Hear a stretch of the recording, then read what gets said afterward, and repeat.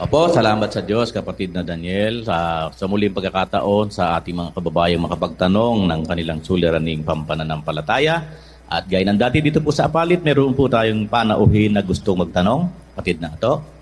Opo, salamat po sa Diyos at ang ating pong panawin magtatanong, si kapatid na Galicano Malyari. Sige po, kapatid na Galicano. Ang taong namatay na, ang kanyang katawang lupa, ay makakausap pa ba ng taong buhay pa? Yun lamang po ang aking katanungan, Ginoong Soriano. Marami pong salamat. Salamat din sa pagdalo, kapatid na Galicano. Unang-una, pag ang tao patay na, hindi mo na pwedeng kausapin yung tao. Yung katawan niya, patay na, nakalibing na yun eh.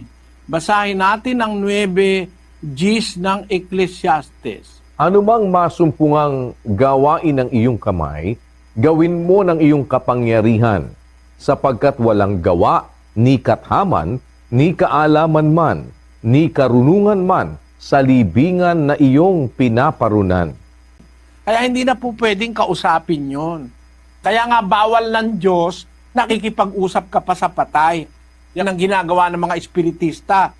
Akala naman ng ibang tao, nakakausap nga nila patay. Hindi totoo yon. Ang patay hindi pwede nang magsalita. No? Yung katawan niyang nakalibing.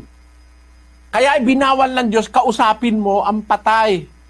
Pag merong nakikipag-usap, hindi yun yung patay.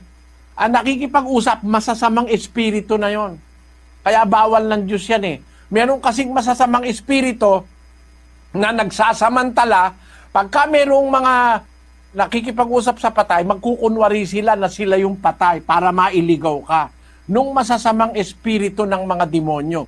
Kaya bawal ng Diyos yan. Deuteronomio 18:10. Basahin natin, kapatid na Daniel. Huwag makakasumpong sa iyo ng sinumang nagpaparaan sa apoy ng kaniyang anak na lalaki o babae, o nanghuhula, o nagmamasid ng mga pamahiin, o engkantador, o manggagaway, o engkantador ng mga ahas, o nakikipagsanggunian sa mga masamang espiritu, o mahiko, o sumasangguni sa mga patay.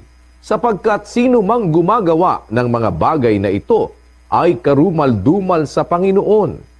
At dahil sa mga karumal-dumal na ito, ay pinalalaya sila ng Panginoon mong Diyos sa harap mo. Bawal ng Diyos yun eh. Kaya wag ka nang makikipag-usap. Kung may bala ka, wag mong kakausapin ng patay. At ang sasagot sa'yo, mga demonyo, para iligaw ka, magpapakunwari siya yung lolo mo. No? O kaya magpapakunwari siya yung tatay mo. Mali yun. Sana naunawaan mo, kapatid na Galicano. Maraming salamat po, Ginoong Soriano. Sana po yung magpatuloy ang magandang pangangaral na ito sa buong San Sinukob. Dakal pong salamat kayo. Salamat, kapatid.